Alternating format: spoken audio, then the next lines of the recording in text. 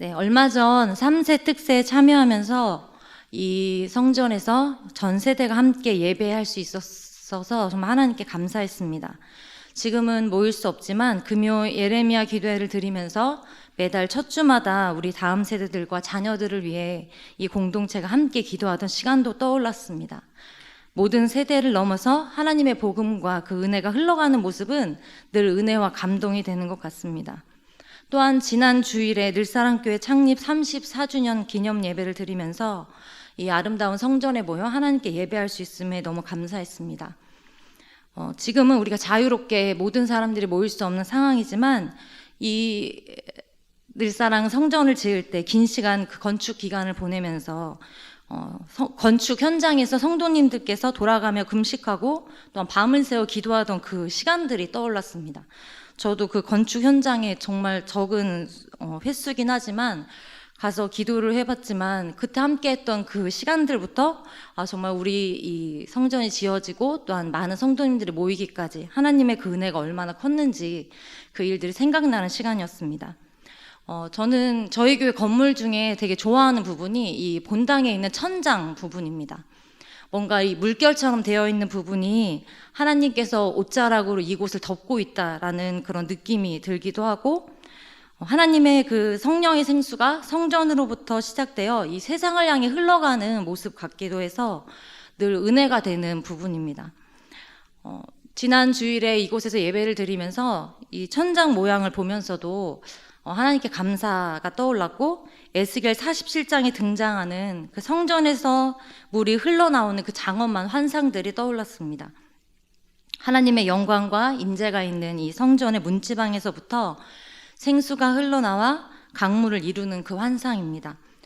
성전 문지방 밑에서 흘러나온 물은 점점 차올라 사람의 발목을 적시고 나중에 무릎을 채우고 이어서 허리까지 채우더니 결국은 가득 차서 마침내 온몸이 잠겨 사람이 능히 건너지 못할 강이 됩니다. 그 강이 흐르는 좌우편에는 수많은 나무가 자라게 되고 메마른 땅은 옥토로 바뀌고 온갖 과일나무가 새 열매를 맺게 되는 그 환상입니다. 하나님의 보좌에서 흘러나오는 이 생명의 물이 죽음을 지배하던 세상으로 흘러가자 다시 생기를 찾게 되는 환상입니다. 우리가 에스겔서 47장 9절과 12절만 한번 읽어보겠습니다. 시작. 이 강물이 이르는 곳마다 번성하는 모든 생물이 살고 또 고기가 심히 많으리니 이 물이 흘러 들어가므로 바닷물이 되살아나겠고 이 강이 이르는 각처의 모든 것이 살 것이며 강 좌우가에는 각종 먹을 과실나무가 자라서 그 잎이 시들지 아니하며 열매가 끊이지 아니하고 달마다 새 열매를 맺으리니 그 물이 성소를 통하여 나옴이라. 그 열매는 먹을 만하고 그 잎사귀는 약재료가 되리라. 아멘. 사회 국가적으로 코로나로 인한 혼란과 두려움이 가중되고 있는 오늘을 우리가 살아가고 있지만 에스겔을 통하여 보이신 이 환상처럼 하나님의 임재가 있는 이 성전에서 흘러나온 성령의 생명수가 메마르고 척박한 우리의 그 삶의 자리마다 흘러갈 때 다시금 생기가 돌고 생명력을 얻어 번성하여 하나님의 기쁨이 되는 열매들을 맺어갈 것이라는 그 약속을 우리에게 보여주는 듯합니다. 예수 그리스도의 복음과 성령의 물결, 그 생수의 강이 예루살렘과 온 유다와 사마리아를 지나서 지금 우리까지 다다른 것처럼 우리 늘사랑 공동체는 성령이 임재하시고 또한 역사하시고 영광 받으시는 공동체로 지금까지 자라왔습니다. 교회의 능력이 재정이나 숫자에 있는 것이 아니라 바로 성령의 능력이 우리 교회의 진정한 능력임을 경험해온 공동체입니다. 우리 교회는 교회라는 이 울타리 속에 제한되지 않았고 끊임없이 복음을 전하고 인재와 다음 세대를 양성해왔고 또한 이웃을 사랑해온 교회입니다.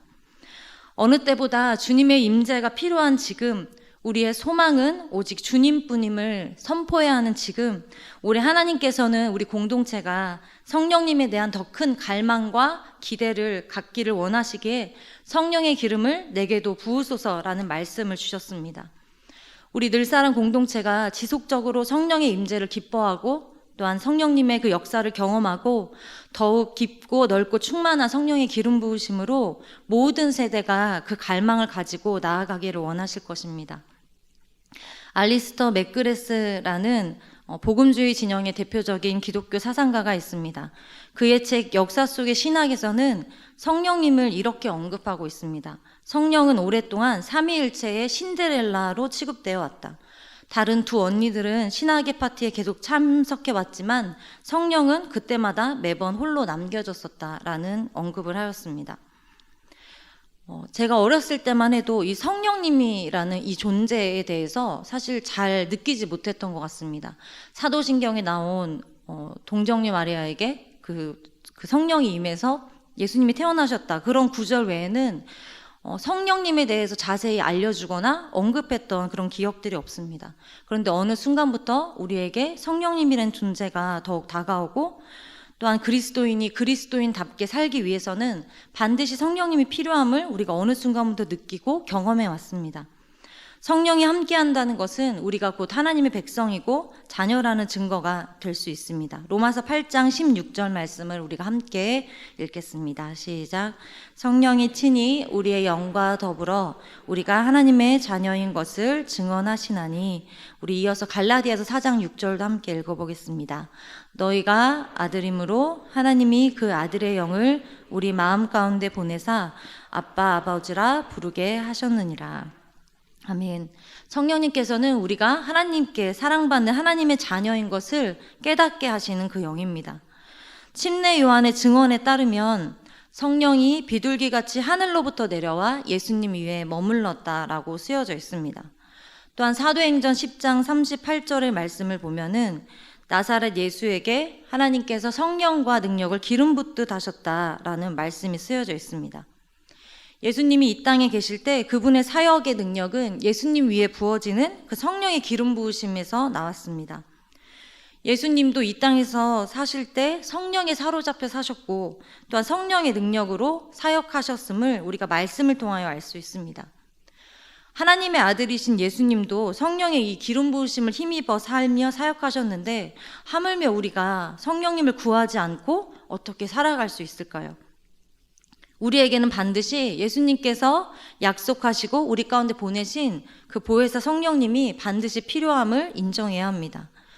영원한 생명 안에서 우리와 영원히 함께하고자 하시는 그 아버지의 사랑으로 예수님께서 약속하신 성령님께서 우리에게 오셨습니다. 이 모든 사실을 우리가 알고 있지만 계속적으로 성령님에 대해서 기억하고 그분의 은혜 안에 우리가 있기를 원하는 그 갈망하는 마음들을 담아 이 성령님에 관련된 말씀을 듣고 성령님을 또한 구하고 우리와 함께 하시는 성령님을 기억하는 이 말씀의 시간이 되고자 합니다. 우리를 고아처럼 홀로 두지 않으시고 어디든 함께하고자 하는 하나님의 그 마음이 성도인 우리에게 그 성령을 통해 그 하나님의 사랑과 돌보심을 확증하게 하시고 느끼게 하고 계십니다. 그렇다면 우리 공동체가 계속적으로 성령을 따라가는 성령의 공동체가 되기 위해서 우리는 무엇을 강구해야 할까요? 첫 번째로는 모든 육체와 우리 모든 세대에게 하나님의 영을 부어달라고 우리는 계속적으로 기도해야 할 것입니다. 오늘 말씀을 우리가 다시 한번 읽어봤으면 좋겠습니다. 오늘 말씀인 사도행전 2장 17절 말씀입니다. 시작.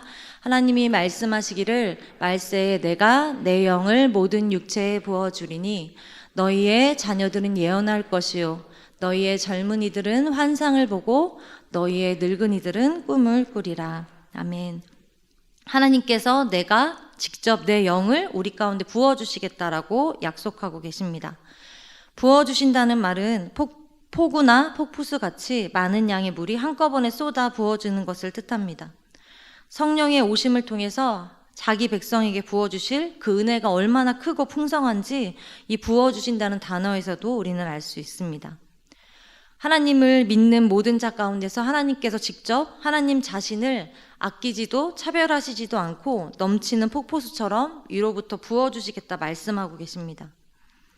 성령에 기록된 그 성령의 임재와 기름 부으심은 우리가 태초에 하나님이 천지를 창조하셨다라는 하나님의 창조 사역부터 이미 나타났습니다. 출애굽 시대와 또한 사사 시대, 왕정 시대를 걸쳐서 이스라엘 지도자나 왕이나 또한 선지자, 또한 모세와 70인의 장로들 등 같이 하나님의 특별한 사명을 받은 자들에게만 하나님의 영이 임하시고 하나님의 말씀과 뜻을 계시하셨습니다. 구약에서 보면 삼손과 사울왕에 의해서 볼 수 있듯이 그 성령의 임하심과 동행은 제한적이고 임시적인 것이었습니다. 하지만 예수님께서 이 땅에 오시고 또한 죽으시고 부활하시고 승천하신 후에 우리에게 시작된 이 신약 시대는 다릅니다. 이전에는 몇몇의 특별한 사람들에게만 그 성령이 부어졌다면 사도행전 2장의 오순절 사건 이후로는 하나님께서 모든 육체에게, 예수님의 이름을 부르는 모든 사람에게 남녀노소를 막론하고 사람의 나이나 성별이나 사회적 지위나 특정한 민족에 국한되지 않고 내가 내 자신의 영을, 그 성령을 부어주실 것이라는 약속을 선언하셨습니다. 하나님이 영을 부어주신다는 그 약속에는 늙은이와 젊은이들의 세대 갈등도, 나이에 따른 차별도 없습니다. 남녀의 성차별도, 사회적 신분에 대한 갈등도 없습니다. 이 성령은 예루살렘을 넘어 온 유대와 또한 사마리아를 넘어 예수 그리스도를 믿고 하나님을 아버지라 부르는 모든 자에게 임하겠다고 약속하고 계십니다. 모든 세대를 넘어 여기에 계신 성도님들 모두가 하나님께서 자기 자신 전부를 온전히 통째로 부어주시는 놀라운 은혜의 주인공이 되었습니다. 매주 주일 예배마다 우리는 말씀 선포와 또는 설교 그 시간을 지나서 비전송을 함께 부르는 시간이 있습니다. 함께 통성으로 기도하는 시간을 갖고 있는데요. 그 시간은 이제 주님으로부터 우리가 말씀을 들었으니 이제 그 말씀으로 살아가기를 결단하며 세상으로 파송되어 나아가는 그 성도님들을 하나님 앞에서 축복하고 또한 결단하는 그 시간입니다. 그때마다 저는 이 앞에서 찬양을 부르면서 함께 예배 드리시는 성도님들을 바라보고 하나님 앞에 기도합니다. 한 분 한 분 제가 다 알 수는 없지만 이제 하나님의 사람들이 하나님의 말씀을 가지고 세상으로 나아갈 때 하나님의 자녀들에게 성령을 부으시고 채우시고 인도해 주시기를 위하여 하나님 앞에서 간구하게 됩니다. 우리는 이미 하나님 앞에 새 사람 또한 하나님의 자녀가 되었지만 우리는 여전히 육신을 따라 살아갈 수밖에 없는 연약함 아래에 살아가고 있습니다. 악한 세상에서 우리가 선한 싸움을 싸워야 할 우리를 버려두지 않으시고 도우시기 위해서 하나님께서는 그분의 영인 성령을 우리 안에 부어주십니다. 하나님이 주시는 그 최고의 은혜 중 하나는 우리에게 성령을 부어주시고 동행해 주시는 것입니다. 우리가 염려할 때 성령님은 하나님께서 우리를 보살피고 계시다 상기시켜 주십니다. 우리가 두려워할 때 성령님께서는 하나님의 사랑을 다시금 확신시켜 주시고 주님의 주권을 기억하게 하십니다. 또한 우리가 의심할 때 성령님은 우리의 믿음이 다시금 강하게 다시금 일어날 수 있도록 도와주시고 우리가 외로울 때 성령님은 우리의 친밀한 벗이 되어주십니다. 우리가 불안할 때 성령님은 우리로 하나님 안에서 평안과 안식을 다시 생각나고 얻게 해주시고 우리가 누군가를 용서하지 못할 때 성령님은 우리를 먼저 용서하신 예수님을 기억나게 해주십니다. 은혜의 부스러기를 우리에게 주시는 것이 아니라 자기 자신을 통째로 부어주시는 하나님의 이 놀라운 은혜를 우리 교회의 모든 세대가 깊이 누릴 수 있기를 기도합니다. 더불어 우리의 가족과 또한 자녀들 그리고 목장 식구들, 섬기고 있는 부서와 우리 관계 가운데 있는 지체들을 기억하며 우리 중에 누구도 예배의 구경꾼, 사역의 구경꾼으로 남지 않고 성령을 함께 받아 누릴 수 있도록 모든 육체에게 그 성령을 주시겠다는 약속을 붙잡고 모든 세대를 위해서 우리가 함께 구해야 할 것입니다.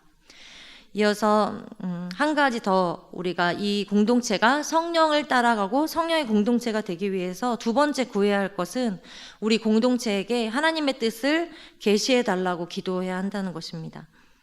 오늘 말씀의 후반절을 보면 너희의 자녀들은 예언할 것이다. 너희의 젊은이들은 환상을 보고 너희의 늙은이들은 꿈을 꾸리라 라는 약속의 말씀을 주십니다.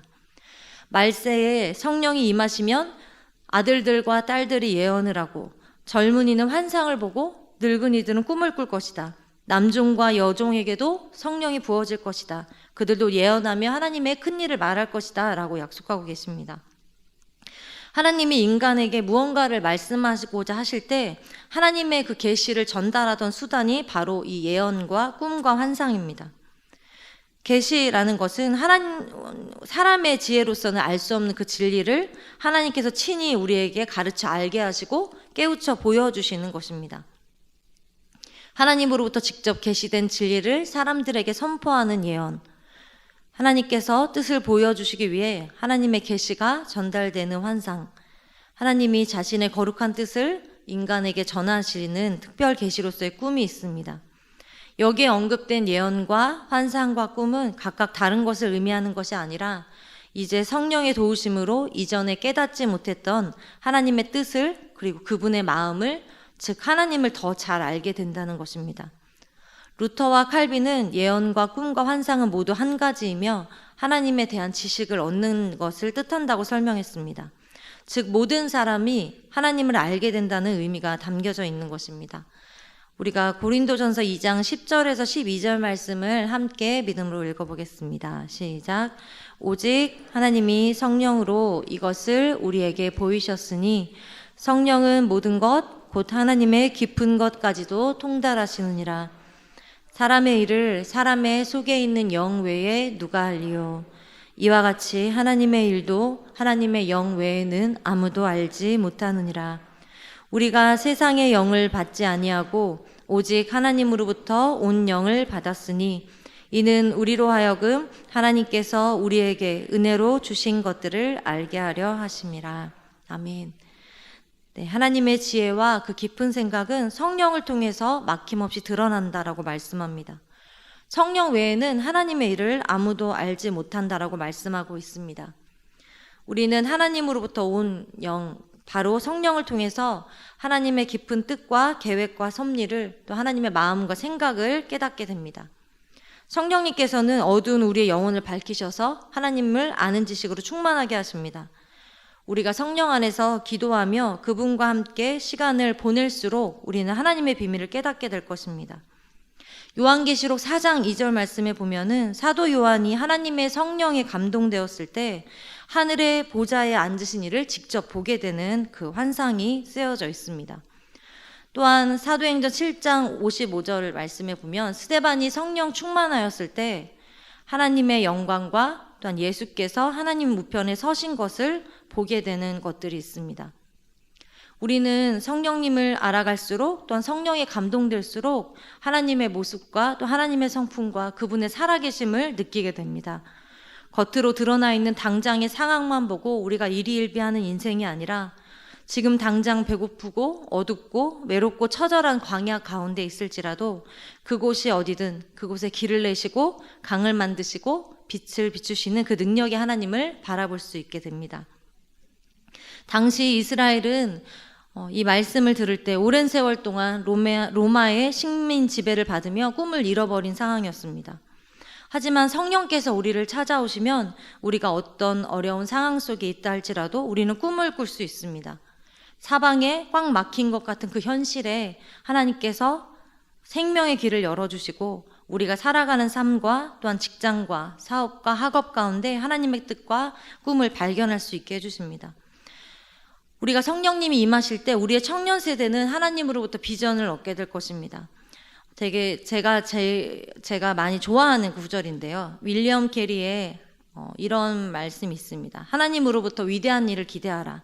또 하나님을 위해 위대한 일을 시도하라.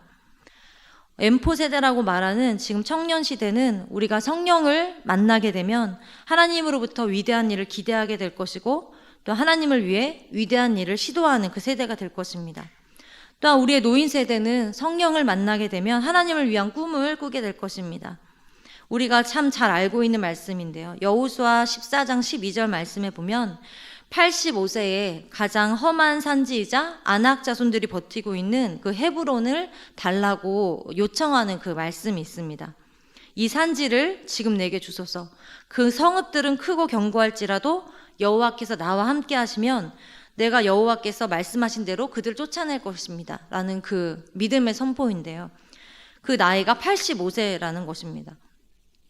80세에 부르심을 받아 200만 명이나 되는 이스라엘 백성들을 40년간이나 이끌다가 120세가 되어도 눈이 흐려지지 않고 기력이 약해지지 않았던 모세의 말씀도 있습니다.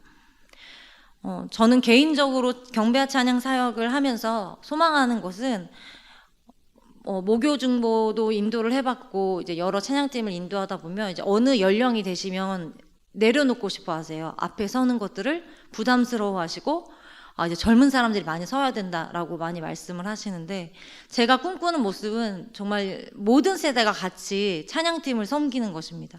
60이 되어도 70이 되어도 80이 되어도 좀 하나님께서 아름다운 목소리를 그분에게 주셨다면 계속적으로 서서 하나님을 함께 섬기는 것입니다. 어떠한 세대도 제외되지 않고 모든 세대가 하나님 앞에서 함께 꿈을 꾸며 같은 공동체를 섬기는 일들을 꿈꾸고 있습니다. 그래서 요즘에 경배와 찬양팀을 모집하고 있는데 50대도 60대도 70대도 저는 환영을 하고 있습니다. 네, 하나님께서 나에게 정말 아름다운 목소리를 주셨다, 나에게 정말 찬양의 은사를 주셨다 하는 분이 계시면 연령과 상관없이 지원해 주시기를 잠깐 부탁을 드렸습니다. 네, 그리고 노인 세대뿐만 아니라 또한 자손과 자녀들에게 집안에 하나님의 영과 하나님의 복을 부어주신다 말씀하신 구절이 있습니다. 우리 이사야 44장 3절 말씀인데요. 같이 읽어보겠습니다. 시작. 나는 목마른 자에게 물을 주며 마른 땅에 시내가 흐르게 하며 나의 영을 내 자손에게 나의 복을 내 후손에게 부어주리니. 아멘. 하나님께서 나의 영을 너의 자손에게, 그리고 나의 복을 너의 후손에게, 세 번역에는 너의 집안에게 부어주겠다라는 그 말씀들이 있습니다. 늘 자녀를 위해서 기도하시는 부모님들이 참 많습니다. 내가 경험한 하나님, 우리 자녀에게도 만나게 하고 싶고, 아직 철이 들지 않았지만 정말 나보다 더 풍성한 하나님의 은혜를 누렸으면 좋겠다, 그 마음으로 기도하고 계신 분들에게 뭔가 약속의 말씀처럼 같이 기도했으면 하는 그런 말씀입니다. 하나님께서 우리 자녀들을 지명하여 부르셨고 또 하나님의 영으로 충만케 하실 것들을 바라보면서 성령님이 인도하시는 그 순종의 자리를 따라가며 우리 자녀들이 하나님의 지혜를 받고 하나님의 꿈을 꿀 수 있도록, 또 하나님이 부으시는 성령 충만함을 따라 창조적인 지혜와 총명과 지식과 재주와 기술을 갖추게 하셔서 하나님의 나라와 의를 위하여 살아가고 이 민족과 나라를 살리는 데 쓰임받는 그 자녀들이 될 수 있도록, 그렇게 하나님의 그 계시의 영이 임할 수 있도록 우리가 기도해야 할 것입니다. 우리 모든 세대가 하나님 나라의 비밀과 신비와 능력을 깨닫고 성령님을 통해 부어지는 하나님의 임재와 축복을 알아 어떤 상황 속에서도 성령님을 통해 하나님께 주파수를 맞추게 되기를 기도하고 있습니다. 한 이야기를 하고 싶은데요. 한 인디언 추장의 이야기입니다. 한 늙은 인디언 추장이 자기 손자에게 이렇게 말했습니다. 아이야, 우리 모두의 마음속에는 두 마리의 늑대가 싸우고 있단다. 한 마리는 악한 늑대인데 그놈이 가진 것은 원망과 절망, 실패와 게으름, 비난과 불평, 슬픔과 미움, 이기심과 열등감, 거만과 거짓, 불신과 죄의식이란다. 다른 한 마리는 아주 좋은 늑대가 있어. 그 좋은 늑대가 가진 것은 감사와 희망, 열정과 칭찬, 격려와 기쁨, 사랑과 배려, 자신감과 겸손, 정직, 그리고 믿음이란다. 그러자 손자가 물었습니다. 어떤 늑대가 이기나요? 좋은 늑대가 이길까요? 악한 늑대가 이길까요? 네, 좋은 늑대가 이겼으면 좋겠습니다. 그런데 답은 이것입니다. 내가 먹이를 주는 놈이 이긴단다. 우리 마음에 두 마리의 늑대가 있는데 우리가 어떤 놈에게 먹이를 주느냐에 따라서 그 늑대가 이긴다. 하나님의 말씀, 성령에 대해서는 영양실조에 걸린 사람들, 하지만 세상 소식에 대해서는 사람들의 평가와 말에 대해서, 또한 연예인의 소식에 대해서 과식하고 그 결과 그리스도인이지만 그리스도인답게 살지 못하는 그리스도인이 얼마나 많은지 모릅니다. 내적인 공허함과 또한 메마른 상황을 겪을 때 그 상황을 기도하지 못하고 대신 술로 채우고, 자아의 실체를 대면하는 것이 겁나서 이성으로 그것들을 채우고, 한시도 홀로 가만히 있지 못해서 노래방으로 그 시간을 채우고, 인기척이 없는 정막과 홀로 있음을 또한 견디지 못해 핸드폰으로 채우고, 게임으로 채우고, 쇼핑으로 채우고, 담배로 채우는 삶을 살아가기도 합니다. 하지만 우리가 잘 알고 있는 이 말씀이 있습니다. 갈라디아서 6장 8절 말씀을 같이 읽어보겠습니다. 시작. 자기의 육체를 위하여 심는 자는 육체로부터 썩어질 것을 거두고 성령을 위하여 심는 자는 성령으로부터 영생을 거두리라. 아멘. 우리의 삶은 무엇을 위해 어디를 향해 뿌리고 심느냐에 따라서 열매가 분명히 달라질 것입니다. 우리의 육체를 위하여 계속적으로 심는다면 아까 그 예화처럼 악한 늑대가 이기게 될 것이지만, 우리가 지속적으로 성령님을 구하고 성령님을 위하여 우리가 말씀을 심고 기도를 뿌린다면 하나님께서 그 선한 열매들을 맺게 하실 것입니다. 하나님의 영이 우리에게 임하실 때 우리의 광야 같은, 이 황무지 같은 삶이 아름다운 밭이 되고 또한 기름진 땅이 되어 온갖 곡식을 풍성하게 내는 삶이 될 것을 믿음으로 바라보기를 원합니다. 우리 공동체의 그 모든 세대에게 임하셔서 나를 뛰어넘어 우리 자녀들에게, 또 우리 가족 구성원들에게, 우리 목장 식구들에게, 그리고 나의 친구들에게 성령을 부어주시기를 원하고, 더 풍성히 성령으로 채워주시기를 원하고 계신 그 주님께 우리가 더욱 성령을 구하며 나아갈 수 있기를 소원합니다. 우리를 하나님의 사람으로, 또 하나님의 자녀된 자로, 예수님의 제자로, 또한 성령님과 동행하는 자로 하나님을 경험하며 살아가기를 원하시는 그 하나님의 그 마음을 알아서 우리 모든 삶의 영역 가운데 하나님의 마음으로 우리를 채워주시고 하나님의 뜻대로 빚어가시기를 계속적으로 기도하고 구해야 할 것입니다. 우리 공동체를 위해서 모든 세대에게 성령을 부으시기를 원하시는 그 하나님 아버지의 마음을 따라서 계속적으로 성령의 은혜를 기억하고, 이제 성령이 발목까지 찼다면 무릎까지 채워주시기를, 또 허리까지 채워주셔서 우리의 온몸이 덮여 성령으로 충만한 우리 모든 공동체와 가정과 자녀들과 또한 나 자신이 될 수 있도록 그렇게 끊임없이 성령님을 찾고 구하며 살아가는 우리 모두가 되기를 주님의 이름으로 축복합니다. 아멘.